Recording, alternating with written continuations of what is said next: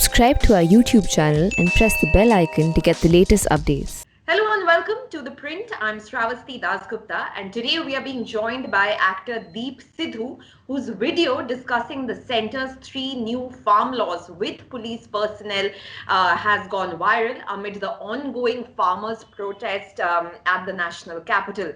Welcome to The Print, Deep. Thank you so much. My first question to you is that a video of you discussing the 3 new farm laws that the farmers are protesting against has gone viral on social media. Several people, including filmmaker Vivek Agnihotri and several others, in fact, have tweeted that video and have targeted you and have in fact mocked you, calling a so-called landless farmer, as some tweets have put it. Tell us about your association with these protests to put the record straight, and what do you make of these comments that you have seen on social media? No, see, I have not seen many comments, but yes, I was informed that, I'm being trolled, like in the modern culture today in the cities that, they call trolling is like when somebody's mocking at you. See what happens. I come from Punjab. I'm born and brought up here in a farmer's family. Okay, so even today I have a land in Punjab. So what is our association? Association is a sense of belonging, is a sense of belonging which we have, with our land, with people over here, and with the culture, right? So that is my association, that sense of belonging. Though I lived in Bombay for about 10 years now, but then I'm on and off in Bombay as well. So um, one doesn't have to even say that I have a land, because these farm laws and the new enactments are going to affect not only the farmers, but anybody who's associated with um, with the farmers in terms directly or indirectly. Whether it is business, economic reasons, or it is cultural reasons, or even ideological reasons for that matter. Yeah. Now, because of your participation at these protests, you have also been criticized for using these farmers' protests in a sense to for your stardom, and you have been accused of diverting attention from these farmers' protests and onto you. What do you have to say to that? No, see, the thing is, like I said, I lived in Bombay, and before that, I was practicing as a lawyer. And if it is stardom, I was mainly handling the film industry people, their legal affairs, right? Whatever problems they had, legal problems. So when I became an actor, or I decided that I want to be part of the entertainment field or want to create art, I never went to any production house. Till date in Bombay, I never went for any audition. I came back to my native place, or my native state, which is Punjab, and started making films. And, made our own production house where a couple of us got together and started producing films. So the stardom is basically when you're actually trying to get famous by using, tools of the field you are in. So I never used my relationship with Bombay film industry people to get stardom. So stardom is not my aim. And the least you can expect stardom in these protests. But now the culture has become like that. The society has evolved in such a way that social media has become a very strong platform. Sometimes we do not realize. I never also realized that in the middle of a night, I'm having a discussion with a police officer is going to go to that, going to go viral, right? It just happens. Some incidents which you cannot predict, and something which you cannot probably um, judge, it goes to a next level altogether in terms of exposure. So that's what has happened. So it's a very weak argument if somebody is saying that I'm using it for my stardom. No, I'm not that kind of a person. I have a character of a man, and I really value that. Second, you said second part of the question was if you could um, come again and ask me the second part of the question. Yeah, so people are accusing you in a sense of diverting attention from the farmers' protest onto you, because this is not the first time that this video that has gone viral. This is not the first time that people have seen you in these protests. In fact, you have been seen earlier as well, whether it was at Shambhu border where you went with other artists from Punjab and you had joined the protests over there. At that time also there was a fair amount of criticism that these artists and actors are trying to divert attention from the farmers' protests. So there has been a consistent charge against you that your involvement with these protests is trying to deflect attention from the farmers and to you. What do you have to say about that? See, the thing is, we live in a democratic structure. It's a democracy today. We are living it. First of all, what is a diverting attention? I have a fundamental right to speak, and I have a right to form my own opinion, which may differ from an opinion what you have and the point of view which you have, and the way I look at things. It's a different perspective, right? Now, what happens when Punjab is looking at the protest, and then we talk about somewhere the land which is involved, which is part of these protests, because these new farmer laws are directly associated with our land. So land has also direct association with our culture. Okay, so we are not diverting the attention, because the only thing here is that our sense of belonging with our land, and that is not only Punjab, trust me, that is all across the country, the sense of belonging which the farmers have. And that's the family I also come from, and I was born and brought up with those values, that we consider this is a mother land. So we take it to next level, which is not only the physical aspect of land, but the metaphysical aspect of it, the way we belong to the land. You understand? So today, if that insecurity is given, or that threat we are feeling, that when corporatization will happen, because we've seen that corporatization in other sectors, then our land is going to be taken away. See, that fear is amongst the people here, and which happened. If you see, I'll give you an example of the health sector. The moment these corporates or the privatization happened, where the health sector is today. No normal man can afford any treatment. It's gone beyond their reach. If you visit hospitals, all these big hospitals, they make it 5-star facility kind of hospital. Please go and see. When anybody in the village has to visit those hospitals, it's not affordable. They have to sell something, some part of their land or some other possession which they have, or gold if they have, to get the treatment. Now, that is not a very good sign of, of the society. Secondly, when we talk about education, today, if you want higher education, let's face the reality. You got to pay, higher fee or huge amount of money to get higher education. That's gone beyond normal man's reach. See, the thing is, if we living in the cities, we never consider these problems a problem. We always feel that no, it's okay because we can afford it, because we are earning in that proportion, right? But trust me, in the villages and where I live and where I come from, you don't know the condition, how people are struggling in this country till date for So basic you're saying requirements. So Yeah. you're saying that your opposition to these laws is the corporatization that these laws that you're saying is bringing in. You're saying that is a threat to farmers. So give us a sense of what your demands are, in a sense, why you have joined these protests. What is your opposition to these laws exactly?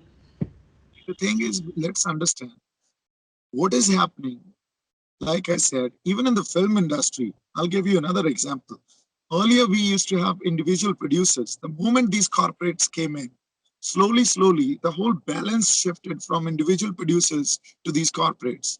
Today, even in the film industry, you see every film is produced by or by some corporate, and they only look at profit. They have targets. They have no emotions, no passion. So the sense of belonging we have with our land, it comes from emotions and with a lot of passion. So why I'm part of the protest? Like I said, it's just not about economic blockade, which the farmers are going to face, because what we are feeling here is that the farmers are going to get exploited. See, even the dispute resolution in the new farm bills, the, the mechanism they have suggested that if there is a dispute between the, the guy who's going to buy the crop or buy the crops, if, whether it is individual or a company, that means it has to be some businessman, right? Or and the farmer. It cannot be even decided in the court of law. It'll go to some government official, which is appointed by the government. So where is this justice system going in terms of these farm laws? Then they're saying, no, we are not touching the MSP. How it is relevant that you're not touching the MSP? These corporates, we know how they work. They'll actually go to the farms. They'll go to their houses. They'll give those services that we are going to pick the crop from your doorstep, and you don't have to come to any marketplace to sell it. We'll give you that service, but that's going to happen first probably 1 or 2 years. Later on, the exploitation starts. The whole balance of convenience goes towards the section which has more power in terms of money, control, and organize way.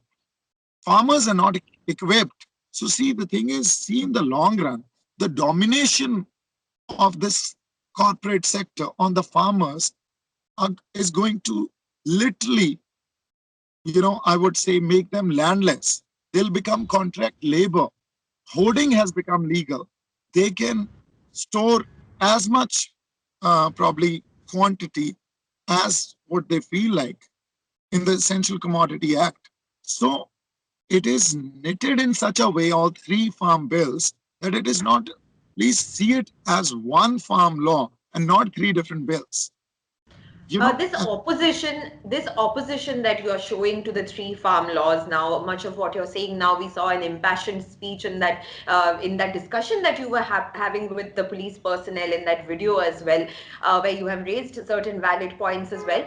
But the question that I want to ask you is that you have actively campaigned for the BJP in 2019. In fact, you have been seen campaigning for the BJP MP Sunny Deol as well. But right now, you're opposing the same laws that have been passed by this BJP government. So what is your association in that sense? Is your association with the BJP issue based? Or is it ideological? Where do you stand in terms of your political views?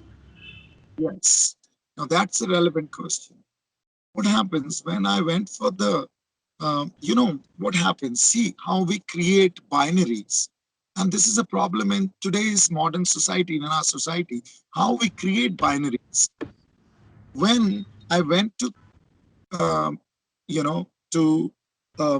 Deol's, went to be a part of Mr. Deol's election campaign, I have my personal relationship that he's a close friend, more like a brother. He was contesting for BJP from Gurdaspur.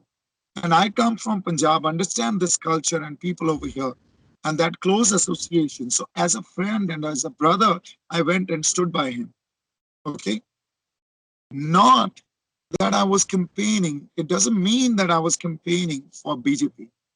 It doesn't mean that I agree with the ideology they are coming out with. It doesn't mean that I'm supporting the political party in any way, but this binary, the binaries we create and the division we create in our own minds without knowing the reality, because reality is always multi-dimensional.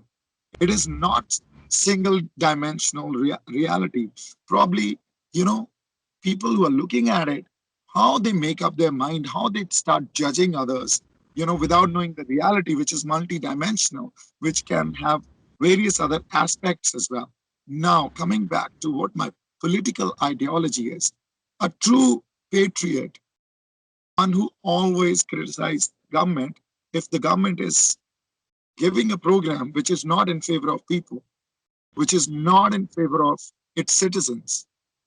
Because your nation is made by its citizens, not the boundaries from Kashmir to Kanyakumari, not the territory, you know. So I look at it differently. I look at it that in a democracy, if any program is given by the government, it should serve the people. It should serve its citizens. Today, if the citizens are not accepting it and they are protesting against it, so they are duty bound, all the representatives who we elected to relook at it again, start the dialogue, have a table talk, and then come to a conclusion. Listen to You're their saying part of it. You're saying that as somebody who has campaigned actively for someone, that is BJP MP Sunny Deol, you're saying that was a personal association, which is why you have campaigned for him.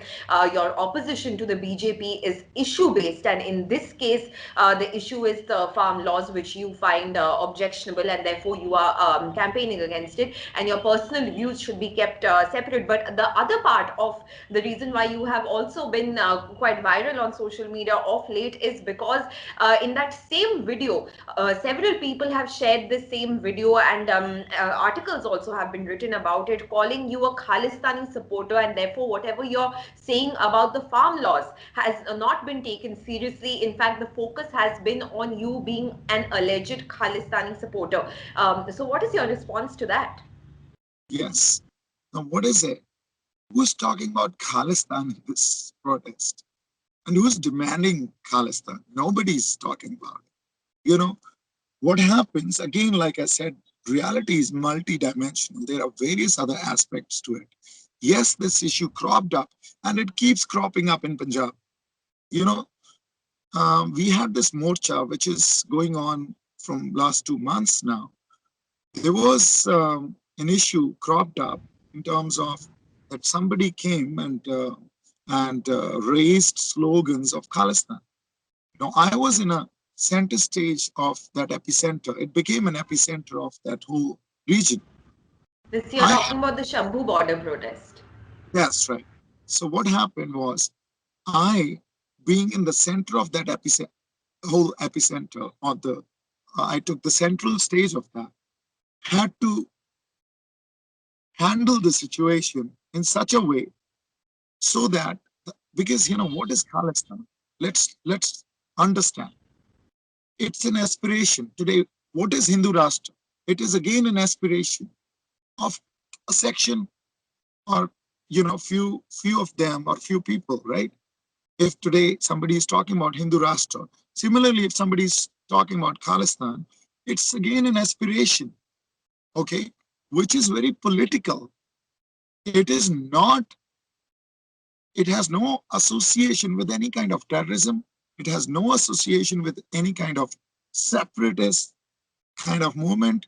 It has no association with any kind of anti-national thing. Please understand. So the best thing is to initiate a dialogue and to understand what that aspiration is and why that cropped up and where is that narrative lying and why it is so strong till date, which the society is dealing with since years. See, there has to be some kind of foundation of it. It cannot be in the air, right? So every narrative which gets established has to have a foundation and has to have a backstory. Nobody understands it, but what they understand, they look at it on the prima facie, on the face of it, they decide, oh, this is anti-national. Oh, this is probably, like dividing the country, or this is something which is, which terrorists were talking about. Now that is again a question that who we feel are the terrorists. It is exactly the same way that one man's dream can be another's nightmare. Different perspective. We I never. take your point. I take your point that people have different perspectives, but I take your point that there is a certain aspiration that you're talking about among a certain section, like the Hindu Rashtra. Similarly, there's a Khalistan movement as well. But my question to you is that in the context of this farmer movement against these three laws which affect farmers' lives, do you think that so much talk or giving platform to the Khalistan movement or those who support it or talk about it, or whether you are a Khalistan supporter or a Bhindranwale supporter or not, that is deflecting from the real issue, which at the moment is that these farmers are protesting against the three farm laws, yet the conversation around it is all about being associations with Khalistan movement, and that is stemming in a sense from your association out of it. Do you think it's deflecting from the farmers issue? No, no, no. You're right. See, the thing is, let's understand it in terms of time and space. Today, in this time and space where you are sitting, and people who are sitting away from that ground reality, they will feel that this is not a time and space to talk about it, which I understand, which I respect, because a lot of people, there is a huge, uh, or a major section of people, they'll feel that the time and space is to just concentrate on farm laws and not any other issue, which I take the point. But the ground reality, especially in Punjab, when we understand or when we actually talk about any protest or any agitation, you know, there is a different emotion building up as well, which is a parallel emotion, which always gets built up. Why? Because of our history, because, you know, this association of land goes back to the culture, and the culture also has a strong association and a strong sense of Sikh gurus, what they preached, our gurus, Shri Guru Nanak Dev Ji, Shri Guru Gobind Singh Ji. You understand? So that association gets, I mean, somehow it gets it gets built. So that association is very difficult to understand or to even judge when you are not part of that culture. You know, diversity in culture also kind of, comes in as a hurdle to understand what we talk about it sometimes. But yes, today, if we are in this farmers' protest, okay, let's talk about only farm laws and not anything else. That is our internal issue. And we are not again associating it with any kind of terrorism, any kind of international slogan. It was actually about a strong federal structure, which not only Punjab is suffering for, Bengal is suffering for, Tamil Nadu is suffering for, you know, Maharashtra is I suffering take for, your because point that the point now should be that the focus should remain on the farmers' protest. And coming back to the farmers' protest, so since you have been so closely associated with the protest, we have seen you in Shambhu border, we have seen you now at the Delhi Haryana border. So what are your ultimate demands from the government? Where do you see this protest going on? Because it's been over a month. In fact, these protests started in October, and we are towards the end of November now. And where do you see this protest going, and what is your demand ultimately from the central government going forward? yes, let's first look at it, you know, like, and analyze it a little bit. We've been protesting from last 2 months. Not even a single incident of violence. No public property was damaged. Nobody was insulted. Nothing which probably can be quoted or termed as this is against the nation policy. Now, from last 2 months, we've been continually requesting the government kindly repeal it. Okay, engage in a dialogue with us, a serious dialogue. Do not just call us and narrate your side of the story. Listen to our side of the story as well. And do not propagate it on your national media channels in such a way that it is in favor of the farmers. But do not engage all those celebrities or those, you know, um, or those personalities who have political platform strong political ideologies, which probably matches Delhi ideologies or the government ideologies, to say, oh, this is in farmers' interest. Let the farmers decide. You're making a law for them. Let the farmers also decide. Let those farmers be a part of that table talk and provide a platform to them to come and give their side of the story as well. Then You're saying that. yeah, coming to demands. Now the demands are to repeal these laws. See, like I said, you make a program or a law for your people, for your citizens, and those citizens are saying we don't want it. Then take it back. It's as simple as that. Because ultimately, you're not serving the corporates, you are serving the farmers. You have to protect them. They've been feeding the nation since those days of 1966 when there was a food crisis in the country and the Green Revolution was again given to them. See, nobody considers the history. What they do, they just look at the present scenario and the present situation and they make their judgment. So it has to be considered in totality. It cannot be considered in parts. And then, you make a judgment, oh, it's in favor of the farmers. Provide us a platform where we can come and give you our side of the story. Do not isolate us and do not push us into the corner and say, oh, these are Khalistanis, and then use force or violence to snub them. All right, you're saying that the opposition to these laws needs to be understood in totality, and that farmers have a long history of serving the nation. And the other part of this video that I want to finally ask you about this video, final question, is that another reason why this went viral is that a lot of people started mocking the video because you were speaking in English, and there was a whole stereotyping conversation around that video, saying that how can farmers speak in English? So do you think that there has been a lot of negative stereotyping around these protests as well, and what kind of message do you think goes out when we are stereotyping our farmers like this, the same people who are giving us food to eat on our tables every day? That's right. So see how insensitive we are living in the urban societies. You know, how ignored, ignorant we are, these urban society people. How diversity exists in a country.